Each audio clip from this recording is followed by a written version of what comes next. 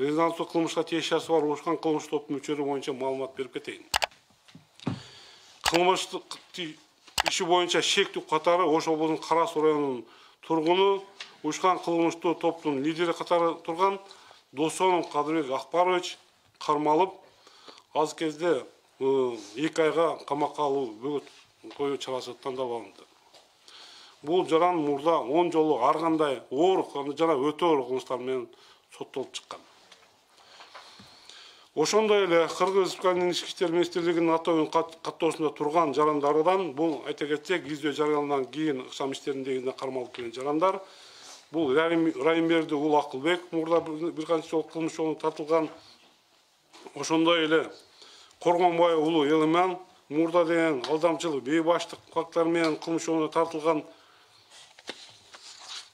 Ошондой эле Шакир уулу Курсантбек мурда адам өлтүрүү, опуза талап, денеге оор залал келтирүү, тоноо кылмыштар менен кылмыш жолуна тартылган. Ошондой эле Чубак Нурбек Камчыбекович мурда каракчылык, тоноо кылмыштар менен соттолуп чыккан. Абдибалы уулу Актилек мурда каракчылык, мыйзамсыз курал жаруу, сактоо, уурулук кылмыштар менен соттолгон. Мындан сырткары ички иштер министринин атайын каттоосунда турган бир канча жарандар азыркы кезде изделүүдө.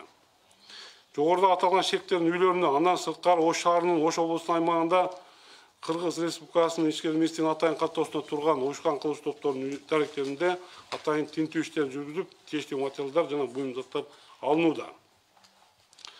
Жабырлануучулар боюнча маалымат бере кетсем.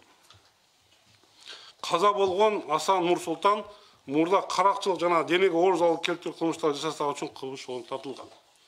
Андан сырткары ал банки каражаттарын саткандыгы үчүн ички иштер органдары кылмыштардын бирдиктүү ээсине катталып, аны маңгызат сатып жүргөндүгү боюнча ири өлчөмдөгү маңгызат алуу боюнча ыкчам тергөө амалдары жүрүп жаткан болчу. Ал эми жаракатталган Низам Майрамбек мурда кылмыш жаза кодексинин 177 белгинеси менен опуза талап, денеге оор залал, анча эмес оор залал келтирүү, тоноо, эң башкы фактылар менен соттолгон жаран. Уюшкан кылмыштуу топтордун мүчөлөрүнүн кыймыл-аракеттери бизде дайыма көзөмөлдөө болуп турат. Алардын карата алдын ала иш-чаралар дайыма жүргүзүлүүдө. Алардын кыймыл-аракеттери мамлекеттин коомдук саясатына, экономикалык абалына таасирин тийгизбейт.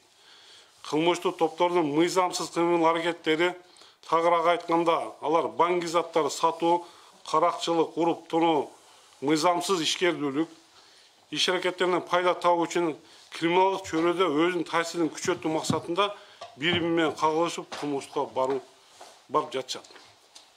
Ал эми уюшкан кылмыштуу топтордун мүчөлөрүнүн кыймыл-аракеттери ички иштер тарабынан катуу